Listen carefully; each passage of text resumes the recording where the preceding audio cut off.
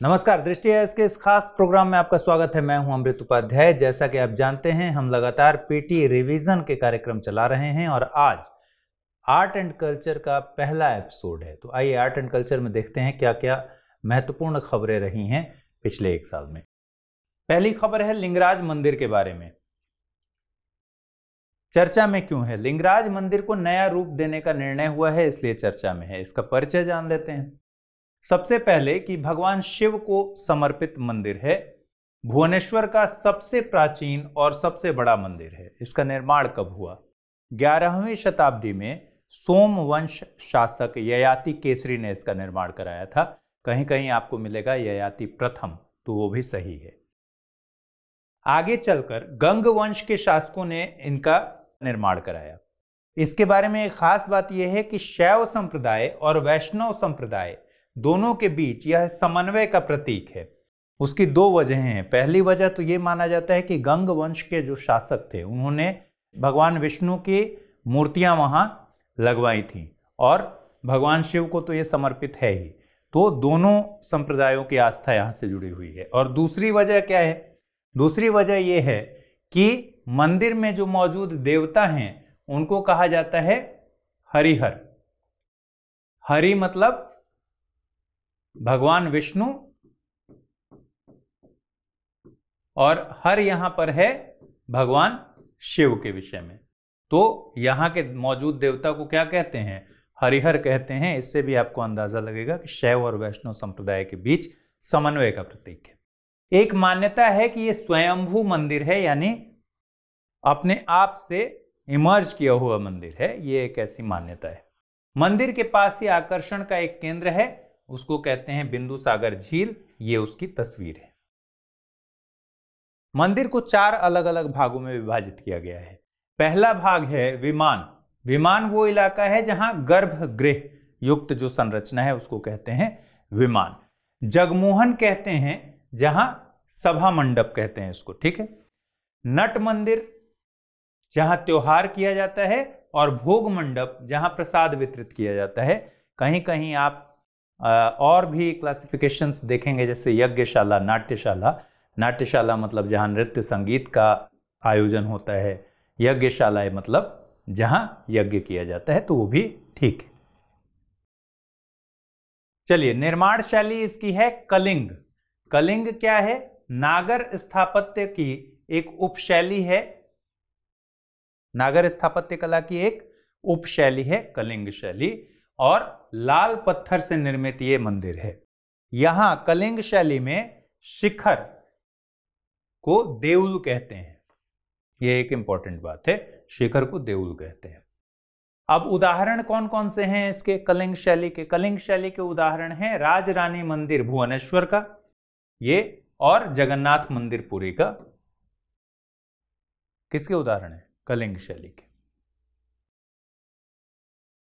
अगली खबर है रुद्रेश्वर रामप्पा मंदिर। रुद्रेश्वर या फिर रामप्पा मंदिर, देखते हैं क्यों चर्चा में रहा।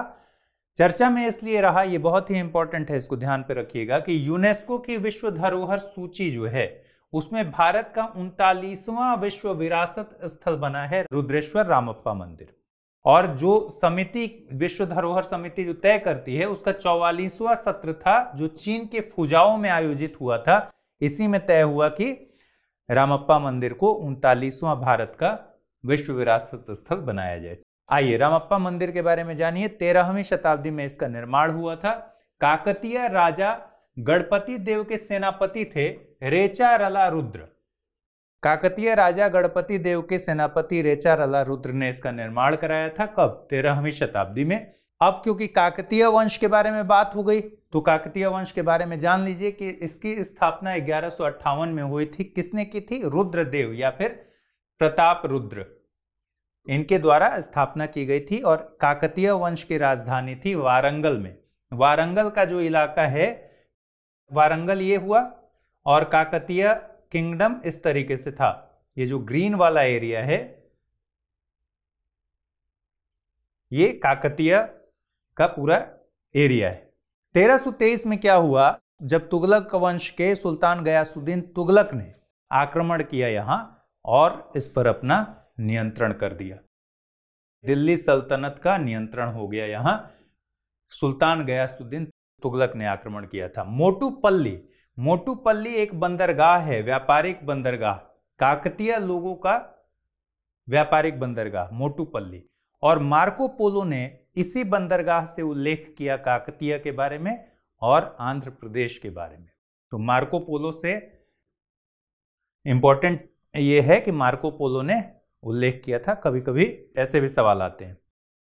एक और इंपॉर्टेंट बात है कि गोलकुंडा के खान से कोहिनूर का हीरा प्राप्त हुआ था। किसने किया था? काकतीय वंश के लोगों ने। तो इसी राजवंश ने हीरा प्राप्त किया, कोहिनूर। चलिए, कुछ स्थापत्य है। पहला तो अभी अभी हमने पढ़ा, रुद्रेश्वर मंदिर। ठीक है, रुद्रेश्वर मंदिर को 1000 स्तंभों वाला मंदिर भी कहते हैं। रुद्रेश्वर मतलब रामप्पा मंदिर। ये है, इस तरीके से स्तंभ बने हुए थे, 1000 स्तंभ थे इसमें। और दूसरा है वारंगल दुर्ग। अब वारंगल आते आपको हिट कर जाना चाहिए। तो रुद्रमा देवी द्वारा निर्माण कार्य वारंगल दुर्ग का पूरा कराया गया था। अब आइए, जगन्नाथ मंदिर क्यों चर्चा में है? जगन्नाथ कॉरिडोर परियोजना को मंजूरी दी गई है। पहला तो कारण यह है, ये तस्वीर है जो कॉरिडोर योजना। और एक और कारण से चर्चा में रहा कि केंद्र सरकार ने एक विवादास्पद मसौदा वापस किया। किस चीज का मसौदा था? विरासत उपविधि या विरासत उपकानून का मसौदा वापस लिया गया।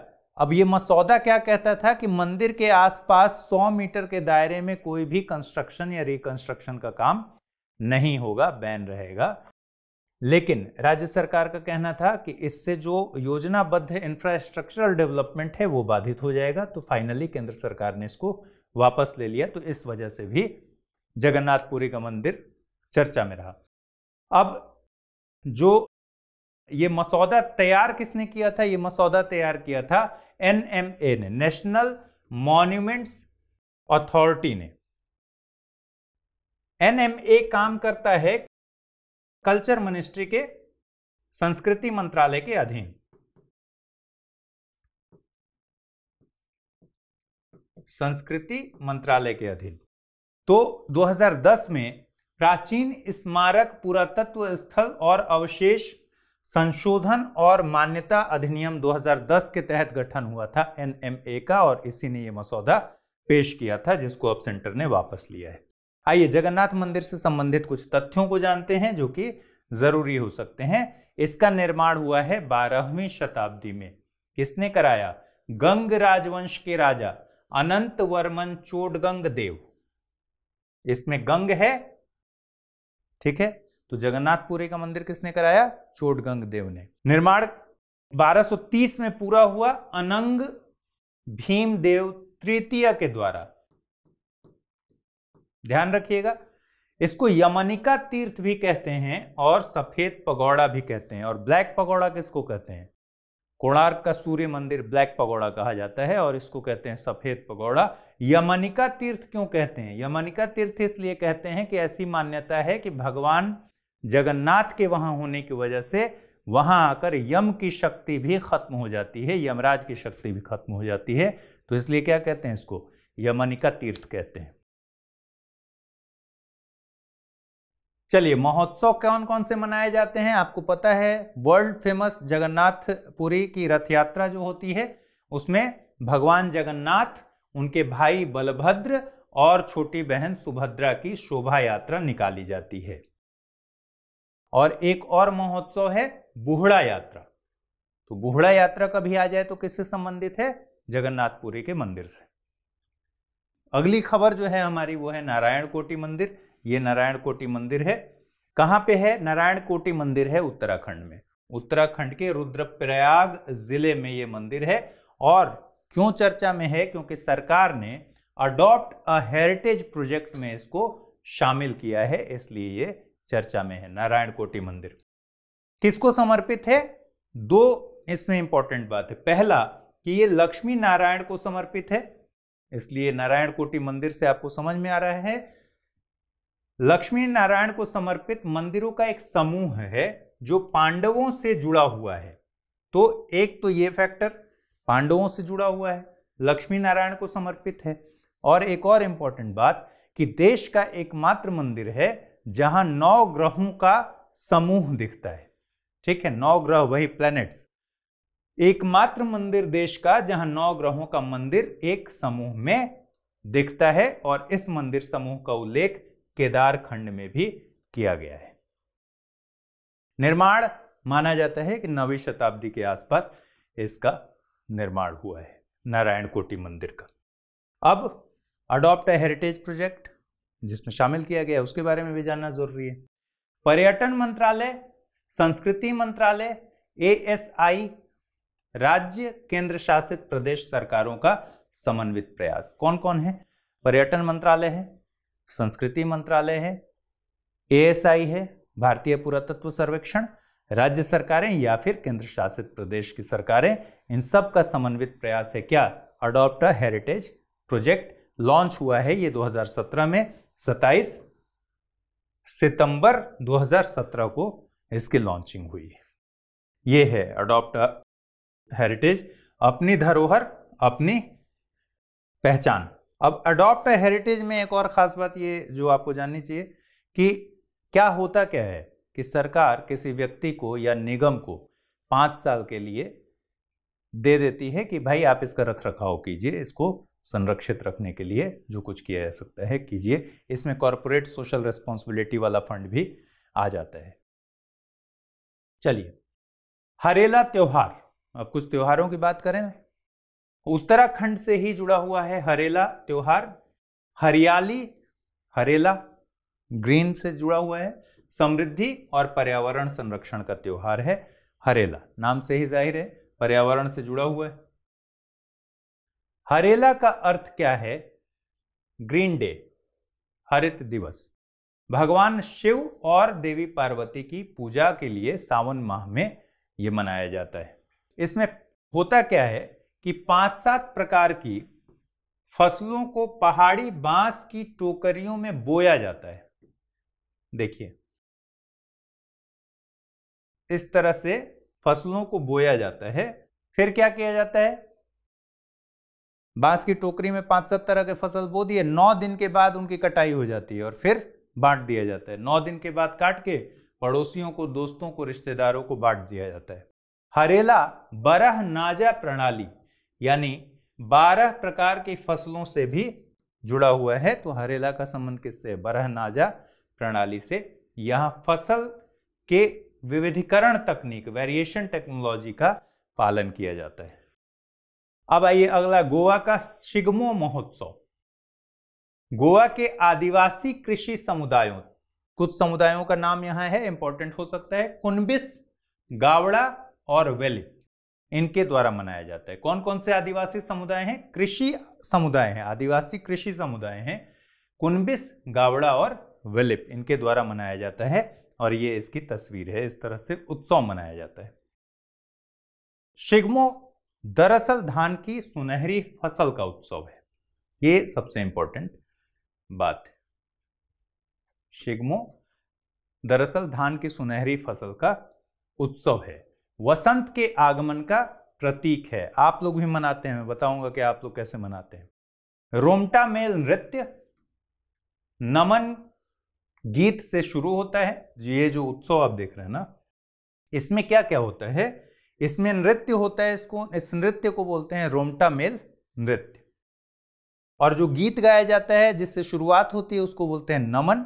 और मांड नाम का एक मंच होता है जिस पर सारे परफॉर्मेंसेस होते हैं, वाद्य यंत्र बजाए जाते हैं। कहां? मांड नाम के मंच पर।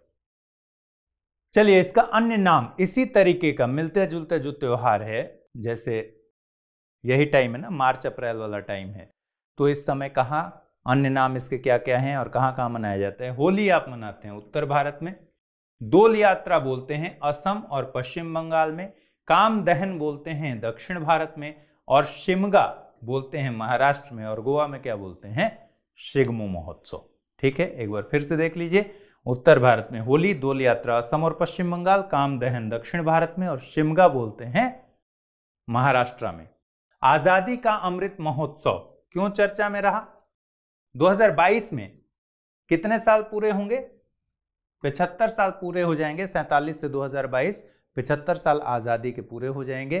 तो क्या हुआ, प्रधानमंत्री द्वारा 12 मार्च को दांडी मार्च के मौके पर साबरमती आश्रम से हरी झंडी दिखाकर इस योजना को शुरुआत किया गया। 12 मार्च के दिन ही दांडी से जुड़ा हुआ है, तो इसलिए 12 मार्च को क्या हुआ, साबरमती आश्रम से हरी झंडी दिखाकर शुभारंभ हुआ। इसमें इतनी ही इंपॉर्टेंट बात है कि 2022 से 75 सप्ताह पहले से आयोजन शुरू हुआ है, तो 75 सप्ताह तक इसका आयोजन चलता रहेगा। ठीक है, 15 अगस्त 2022 तक। चलिए अगला, थंबी महोत्सव। केरल में पहली बार, पहला पॉइंट है केरल, और पहली बार हुआ है राजकीय ड्रैगन फ्लाई महोत्सव का आयोजन। इसका शुभंकर था पंतालू। ये है ड्रैगन फ्लाई। ड्रैगन फ्लाई ऐसे सुनने में पता नहीं कोई इमेज बन रहा होगा कि नहीं, ये है ड्रैगन फ्लाई, आपने कई बार देखा होगा। शुभंकर इसका पंतालू था। WWF इंडिया स्टेट यूनिट ने society for ordinate studies and Thambipuram के साथ मिलकर पहल की है। ऑर्डिनेट मतलब भी वही dragon fly. National dragon fly festival का ये हिस्सा है। अभी तो हम ये पढ़ रहे हैं ना कि केरल में राजकीय ड्रैगन फ्लाई महोत्सव पहली बार मनाया गया है, लेकिन ये हिस्सा किस चीज का है? नेशनल ड्रैगन फ्लाई फेस्टिवल का। और मनाया किसने? WWF इंडिया ने सोसाइटी फॉर ऑर्डिनेट स्टडीज के साथ मिलकर मनाया है।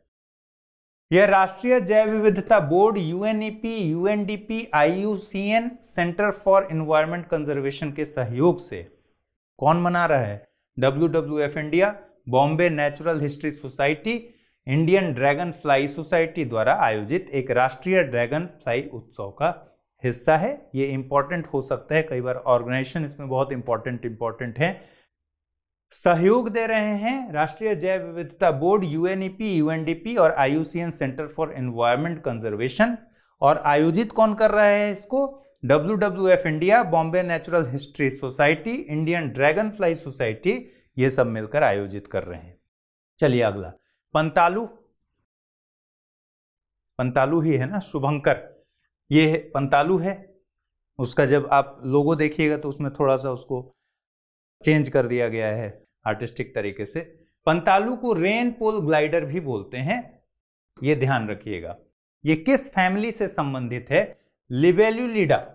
ठीक है, लिबेलुलिडा फैमिली से संबंधित ड्रैगन फ्लाई का एक जीनस है पंतालू या रेनपुल ग्लाइडर्स। चलिए अगला, मकर विलाक्कू। मकर संक्रांति से संबंधित ये है मकर विलाक्कू। मकर संक्रांति के मौके पर सबरीमाला मंदिर में आयोजित होता है हर साल ये महोत्सव। सूर्य को आभार प्रकट करने का पर्व है।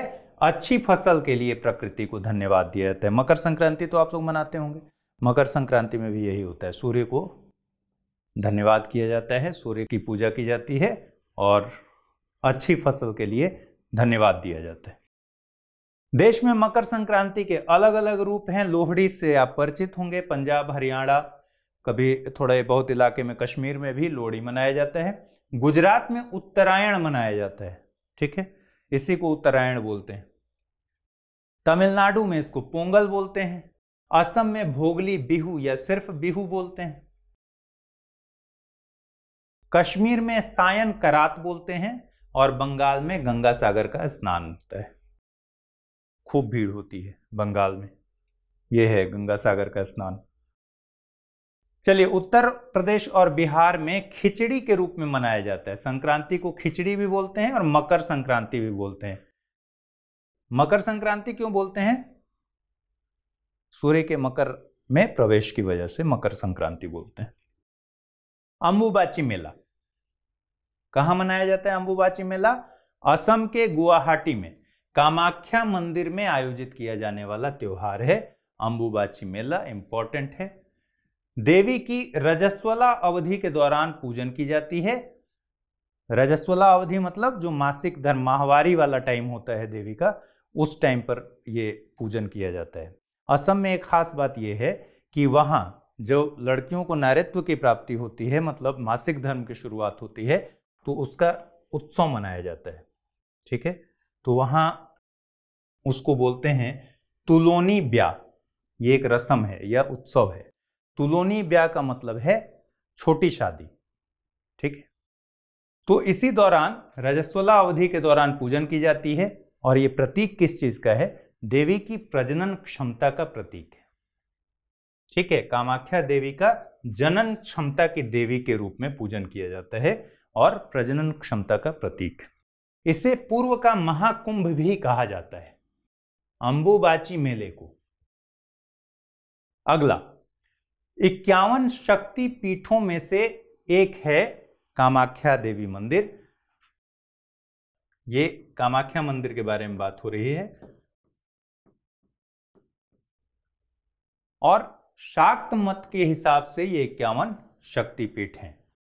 कामाख्या मंदिर के बारे में जान लीजिए। यहां कोई मूर्ति नहीं है, ये बिना मूर्ति का मंदिर है, पहली चीज, इंपॉर्टेंट बात। दूसरा, कहां स्थित है? ब्रह्मपुत्र के तट पर है, नीलांचल पहाड़ियों के टॉप पर है, शीर्ष पर है। तो ब्रह्मपुत्र नदी के तट पर, नीलांचल पहाड़ियों के शीर्ष पर। देवी कामाख्या को सिद्ध कुबजका बोलते हैं, काली भी बोलते हैं, महात्रिपुरा सुंदरी, इन सब के रूप में इनकी मतलब जाना जाती है। अगला, और ये कामाख्या मंदिर की तस्वीर, हॉर्नबिल महोत्सव। देखिए हॉर्नबिल महोत्सव, ये भी अच्छी खबर है। नागालैंड की नागा जनजाति के द्वारा मनाया जाता है। नागालैंड की नागा जनजाति द्वारा 1 से लेकर 10 दिसंबर के बीच मनाया जाने वाला वार्षिक महोत्सव है। इसको कहते क्या है? इसको कहते हैं फेस्टिवल्स ऑफ फेस्टिवल, त्योहारों का त्योहार बोलते हैं हॉर्नबिल महोत्सव को। नागालैंड के 1 से 10 दिसंबर ही क्यों मनाया जाता है? 1 दिसंबर को नागालैंड का स्थापना दिवस है, इसलिए 1 से शुरू होकर 10 दिसंबर मनाया जाता है। चलिए, साल 2000 में इस महोत्सव की शुरुआत हुई थी। नागा जनजाति के लोग नागालैंड के किस्मा धरोहर गांव में इकट्ठा होकर महोत्सव की शुरुआत करते हैं। अब हॉर्नबिल महोत्सव में सबसे ज्यादा जरूरी क्या है? हॉर्नबिल के बारे में जानिए। नागालैंड तो आपने जान लिया। हॉर्नबिल पक्षी का संबंध ब्यूसेरोटाइडा फैमिली से है। हॉर्नबिल पक्षी का संबंध ब्यूसेरोटाइडा फैमिली से है। कई हॉर्नबिल प्रजातियों में सिर के ऊपरी हिस्से में एक हेलमेट जैसी संरचना होती है। ये देखिए, ये वाला हिस्सा देख रहे हैं, तो इसको कहते हैं कास्क। जो हेलमेट जैसी संरचना होती है ऐसे, उसको कहते हैं कास्क। हॉर्नबिल किस चीज से बना है?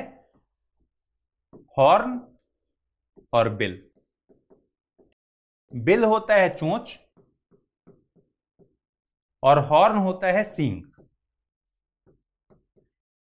इस पक्षी को देखकर अंग्रेजों को लगा था कि इसके चोंच के ऊपर सींग है, काऊ हॉर्न। ये ब्यूसेरो जो है, ब्यूसेरोज का मतलब ही होता है हॉर्न। तो ये जो सींग है, इसी पर नाम पड़ गया इसका। सींग जैसी ये आकृति जो है, इसी पर नाम पड़ गया इसका। चोंच के ऊपर सींग मतलब हॉर्नबिल। यह ट्रॉपिकल और सब ट्रॉपिकल एरिया में पाया जाता है। अफ्रीका में पाई जाती है, एशिया और मेलोनेशिया में पाए जाने वाले पक्षी परिवार से संबंधित। कहां कहां? ट्रॉपिकल, सब ट्रॉपिकल एरिया, अफ्रीका, एशिया और मेलानेशिया। चलिए, भारत में हॉर्नबिल की कुल 9 प्रजातियां। ये भी हॉर्नबिल ही है। यहां भी देखिएगा, इसका ये वाला हिस्सा हॉर्न की तरह है। भारत में हॉर्नबिल की 9 प्रजातियां हैं, जिनमें 4 पश्चिमी घाट में पाई जाती हैं। कौन कौन सी हैं? इंडियन ग्रे हॉर्नबिल पहला। भारत में सबसे ज्यादा देखे जाने वाली हॉर्नबिल प्रजाति कौन सी है? Indian grey hornbill. इसके अलावा Malabar grey hornbill, Malabar pied hornbill जो है वो भारत और श्रीलंका में जो ट्रॉपिकल फॉरेस्ट हैं उनके लिए स्थानिक है, मालाबार पाइड हॉर्नबिल। और व्यापक रूप से विस्तारित लेकिन लुप्त प्राय है ग्रेट हॉर्नबिल। ग्रेट हॉर्नबिल का विस्तार बहुत है लेकिन लुप्त प्राय है। तो 4 का नाम हो गया, great hornbill, Malabar pied hornbill, Malabar grey hornbill और क्या हुआ? Indian grey hornbill. कुछ अन्य प्रजातियां हैं जैसे रफस नेक्ड हॉर्नबिल। भारत में पाई जाने वाली 9 हॉर्नबिल प्रजातियों में रफस नेक्ड भी है, लेकिन सबसे ज्यादा स्टडी इस पर हुआ है और सबसे ज्यादा लुप्त प्राय है रफस नेक्ड। नारकोंडम हॉर्नबिल, इसको जान लीजिए। नारकोंडम कहां पर है? नारकोंडम है अंडमान निकोबार द्वीप समूह का एक द्वीप जो कि ज्वालामुखी द्वीप है, और वहां पाए जाने वाली हॉर्नबिल की जो प्रजाति है उसको बोलते हैं नारकोंडम हॉर्नबिल्स। इसको कुछ दशक पहले निवास स्थान के नुकसान के कारण विलुप्त होने के खतरा का सामना करना पड़ा था। नारकोंडम हॉर्नबिल को IUCN में एंडेंजर्ड के रूप में लिस्टेड है। ये केवल अंडमान निकोबार द्वीप समूह के नारकोंडम द्वीप पर पाई जाती है, इसलिए बहुत इंपॉर्टेंट है। क्या? केवल अंडमान निकोबार के नारकोंडम द्वीप पर पाई जाती है, इसलिए बहुत इंपॉर्टेंट है। अगला, धम्म चक्र दिवस आषाढ़ पूर्णिमा। अंतरराष्ट्रीय बौद्ध परिसंघ के साथ मिलकर भारत ने आषाढ़ पूर्णिमा धम्म चक्र दिवस का आयोजन किया। महत्व क्या है? तस्वीर से समझ में आ रही होगी बात। 5 शिष्य हैं, बैठे हुए हैं, भगवान बुद्ध उपदेश दे रहे हैं, और ये पहला उपदेश है, उसका प्रतीक के रूप में तस्वीर बनाई गई है। बुद्ध कहां पर उन्होंने पहला उपदेश दिया? वाराणसी के करीब है एक जगह सारनाथ, जहां प्रथम 5 शिष्यों को उपदेश दिया गया। उसी का प्रतीक है क्या? धम्म चक्र दिवस आषाढ़ पूर्णिमा। निर्वाण प्राप्ति के बाद, निर्वाण मतलब क्या होता है? ज्ञान।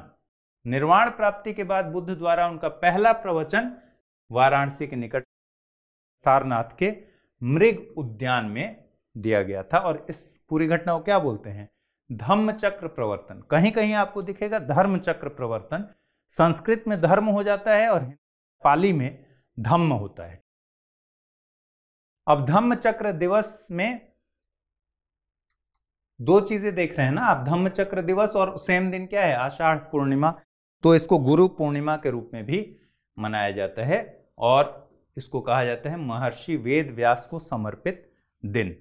मॉनसून की शुरुआत का भी प्रतीक है। ये तीनों भी महत्व हैं इसके। गुरु पूर्णिमा के रूप में मनाया जाता है, महर्षि वेद व्यास को समर्पित दिन है, और मॉनसून के शुरुआत के प्रतीक के रूप में।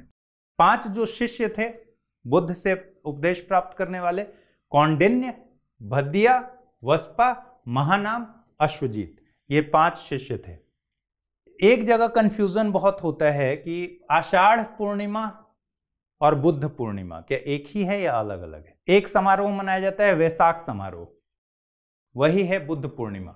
बुद्ध पूर्णिमा या वैशाख समारोह। अभी हाल में प्रधानमंत्री जी ने वर्चुअली वैशाख समारोह का उद्घाटन किया था। दोनों अलग अलग है। बुद्ध पूर्णिमा मनाया जाता है भगवान बुद्ध के जन्म के उपलक्ष्य में, जबकि पीछे हमने पढ़ा आषाढ़ पूर्णिमा वाला, वो किस लिए मनाया जाता है? वो उपदेश देने का प्रतीक है, पहले उपदेश का, और ये जन्म के उपलक्ष्य में। बुद्ध के जन्म के उपलक्ष्य में तो मनाया जाता है जन्म, ज्ञानोदय और महापरिनिर्वाण। जिस दिन जन्म हुआ था उसी दिन महापरिनिर्वाण भी हुआ। तिहरा धन्य दिवस मनाया जाता है। वैशाख जो समारोह है, इससे आपको ध्यान पर रखना है कि वहां आषाढ़ पूर्णिमा है, ये वैशाख से बना है। वैशाख का जो महीना हिंदी के हिसाब से होता है, वैशाख महीने का पूर्णिमा में बुद्ध पूर्णिमा मनाया जाता है, और आषाढ़ वाले पूर्णिमा में गुरु पूर्णिमा, या पीछे हमने क्या देखा? धम्म चक्र दिवस मनाया जाता है। तो आर्ट एंड कल्चर का ये पहला एपिसोड था। उम्मीद है आपको ये पहल अच्छी लगी होगी, और आपको जरूर इससे कुछ ना कुछ अपनी तैयारी में फायदा मिलेगा। अगले एपिसोड में मिलेंगे जल्दी ही। आप अपना ख्याल रखिए, खूब जमकर पढ़ाई कीजिए, तैयारी कीजिए। नमस्कार।